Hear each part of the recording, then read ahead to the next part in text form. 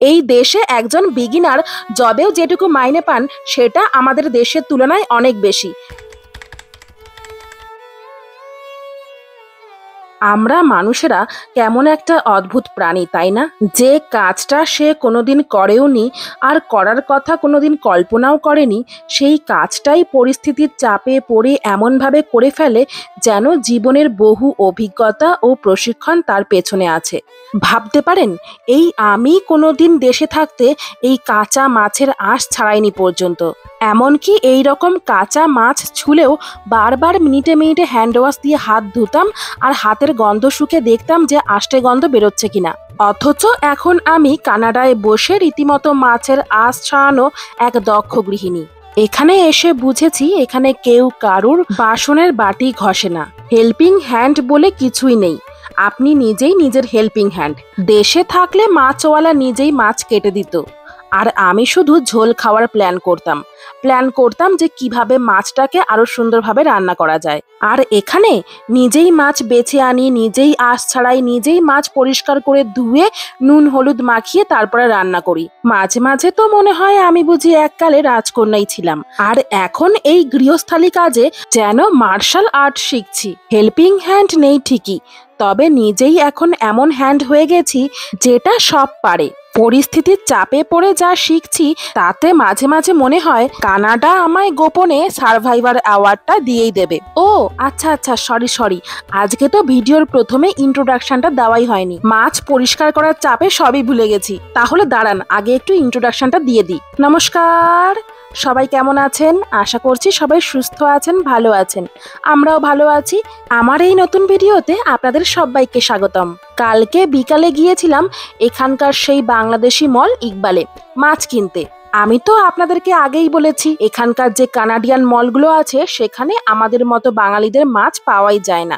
ওই সামুদ্রিক কিছু মাছ পাওয়া যায়, তবে সেগুলোতে ভীষণ গন্ধ থাকে, খাওয়াই যায় না। এমনিতেই তো এখানকার মাছ ফ্রোজেনই হয়, তার উপর বেশিরভাগই সামুদ্রিক, যার গন্ধ এমন যেন সমুদ্র নিজেই ফ্রিজে ঢুকে বসে আছে। প্যাকেট খুললেই নাক সোজা গোপন আশ্রমে চলে যেতে চায়। ওইসব মাছ দিয়ে বীভৎস আষ্টে গন্ধ বের হয়। তাই জন্য এই বাংলাদেশি মলটাতেই যাই, যাতে আমাদের পছন্দ মতো কিছু বাঙালি মাছ আমরা পাই। এই মাছ কিনতে গিয়েও হয় আরেক সমস্যা। যদি আমাদের দেশের মতো গিয়ে বলি এই বড় রুই মাছটা কেটে দিন 600 গ্রাম ওজনের, এরকম মিষ্টি কথা এখানে কাজই হয় না। ওজন ভাগাভাগির ব্যাপারটাই এখানে নেই। দোকানে যা আছে সেটাই নিতে হবে। যেমন ধরুন আমরা দুইজন মানুষ, তাই 600 গ্রাম ওজনের মাছ হলেই আমাদের 2 দিন ভালোভাবে চলে যায়। কিন্তু এখানকার এই বাংলাদেশি মলে বা যে কোনো মলে গেলেই আপনাদেরকে দেখাবে এইরকম গোটা গোটা বড় বড় 2.5 থেকে 3 কেজি ওজনের মাছ। আর তখন না নেওয়ার উপায়ও নেই, কারণ ছোট মাছ এখানে যত্রতত্র মেলে না। ওখানে যে কটা মাছ রাখা ছিল তার মধ্যে বেছে বুঝে হাতড়ে হাতড়ে এই মাছটাকে খুঁজে পেয়েছিলাম কম ওজনের মধ্যে। তাও আমাদের এই মাছটার ওজন হয়েছিল প্রায় 3 কেজির কাছাকাছি। দাম পড়েছিল ওই $22 মতো, যেটা ভারতীয় টাকায় ওই 1387 টাকা মতো হয়। মাছটা ধুচ্ছি আর ভাবছি, আগে যখন জানতাম না যে এখানে এই টাইপের মাছ কোথায় পাওয়া যায় তখনই ভালো ছিল। এখন জেনে বিপদে পড়ে গেছি। এই কাতলা মাছটা আনতে সেকেন্ড বারের মতো আমি ইকবালে গিয়েছিলাম কালকে। তার আগে প্রথমবার যখন ইকবালে গিয়েছিলাম তখন আমি একটা গোটা ইলিশ মাছ আর মাটন কিনে নিয়ে এসেছিলাম। তখনই বুঝেছিলাম এখানে মাছ খেতে হলে এইরকম কেটে বেছে ধুয়ে আঁশ ছাড়িয়ে তারপরেই রান্না করে খেতে হবে, না হলে মাছ খাওয়ার কথা ভুলে যেতে হবে। কিন্তু আমরা ওই মাছে ভাতে বাঙালি না, তাই মাছ না হলে আমাদের চলে না, সে খাটনি হলে হোক। আমাদের দেশে হলে তো মাছওয়ালাই এই মাছের আঁশ ছাড়িয়ে কাটাকুটি করে দিত একদম চোখের পলকে। কিন্তু এখানে দোকানে শুধু মেশিন দিয়ে মাছগুলোকে পিস করে দেয়, তাও আবার এইরকম উল্টোপাল্টা টুকরো করে। মনের মতো টুকরো তো হয়ই না, তার উপর মাছের আঁশটাও নিজেকেই ছাড়াতে হয় নিজের দায়িত্বে। আর এই ছোট ছোট পিস করা মাছের টুকরোর আঁশ ছাড়ানো যেন এক মহাকাব্য।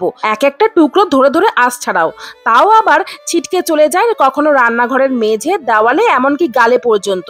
সত্যি বলতে এতদিন তো আমি জানতামই না যে কাতলা মাছের আঁশগুলো এত বড় বড় হয়। আগের দিন যখন মাছ ছাড়িয়েছিলাম এখানে তখন সেটা ছিল ইলিশ মাছ, আর ইলিশ মাছের আঁশ তো ছোট ছোট হয়, আর আমি ভাবতাম সব মাছেরই আঁশ হয়তো ওই রকমই হয়। নতুন একটা অভিজ্ঞতা হলো আজকে, নতুন কিছু জানলাম যেন মনে হচ্ছিল। তবে আরেকটা জিনিস ভাবছিলাম যে আমাদের দেশে যখন মাছওয়ালারা মাছ কাটে তখন তো একটা গোটা মাছ ধরে বটি দিয়ে পুরো আঁশটাকে ছাড়িয়ে নেয়। বড় গোটা পিস হলে মাছগুলোকে ধরে লম্বা করে টেনে টেনে আঁশ ছাড়ানো যায়। আর এই রকম মাছের পিস করার পর আঁশ ছাড়ানো যেন একরকম যুদ্ধ। মাছ কাটার পর আঁশ ছাড়ানো ভীষণ কঠিন। এই বেসিনে দাঁড়িয়ে একটা একটা করে জলের তলায় মাছের আঁশ তুলতে তুলতে মনে হচ্ছিল আমি যেন ঝর্ণার নিচে দাঁড়িয়ে ধ্যান করছি। মাথায় গায়ে ছিটে আসছে জল না আঁশ বুঝে উঠতেই পারছি না। নিজের হাতে করে খাবার খাওয়া শেখার সময় বাচ্চারা যেমন সারা গায়ে খাবারটাকে মাখামাখি করে রাখে, আমিও সেই রকম মাছের আঁশ ছাড়াতে গিয়ে মাছ ধোয়ার সব জল গায়ে মেখে মাখামাখি করছিলাম। এই রকমটা হবে ভেবেই আজকে আমি আগে চান করিনি। ভেবেছি একেবারে মাছ টাছ ধুয়ে মাখামাখি করে তারপরেই চান করব। প্রায় 2 ঘন্টা মতো লেগেছে আমার এই গোটা কাতলা মাছটাকে ধুতে আর আঁশ ছাড়াতে। এখন পুরোপুরি ধুয়ে টুয়ে একদম রেডি করে নিয়ে চলে এসেছি।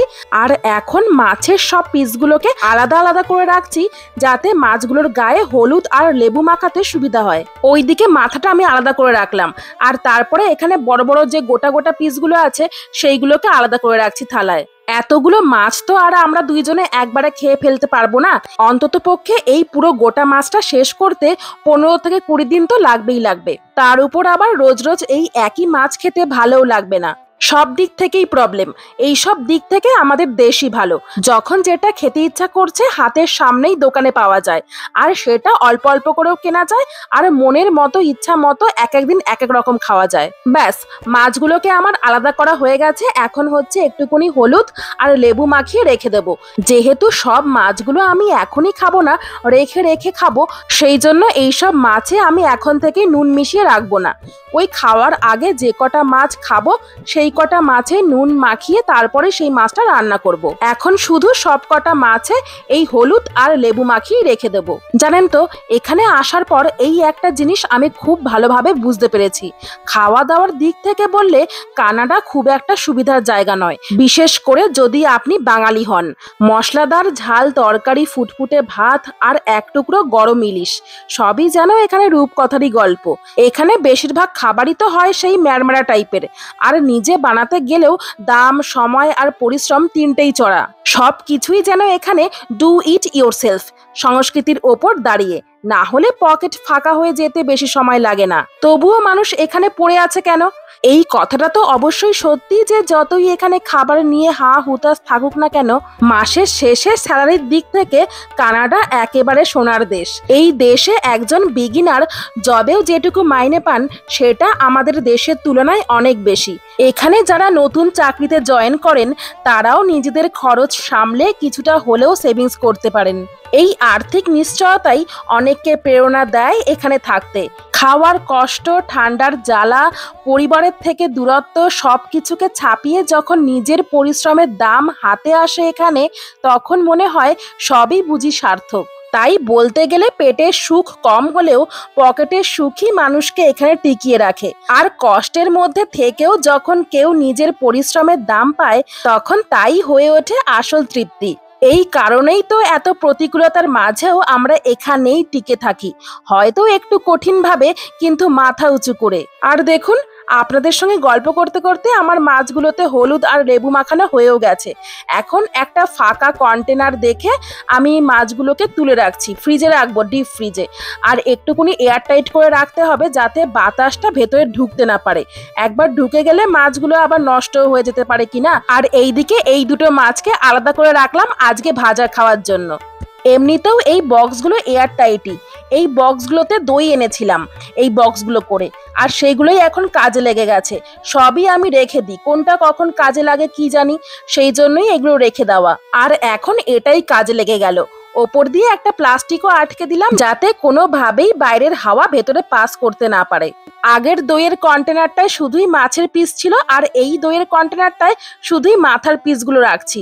তাহলে আলাদা আলাদা থাকলে বার করতেও সুবিধা হবে। মাছের মাথা খেতে আমাদের দুইজনের মধ্যে কারোরই ভালো লাগে না, তবুও মাছের মাথা তো এখানে আনতেই হবে। মাথা শুদ্ধই আর কি, গোটা মাছ কিনতেই হয়, তাই মাথাটা এইভাবে করে রেখে দিলাম। এবারে যখন ইচ্ছা হবে মাথা দিয়ে কিছু একটা বানিয়ে খাবো হয়তো হয়তো কখনো, কিন্তু মাথাটা আপাতত মনে হয় না 1 মাসের মধ্যেও শেষ হবে বলে।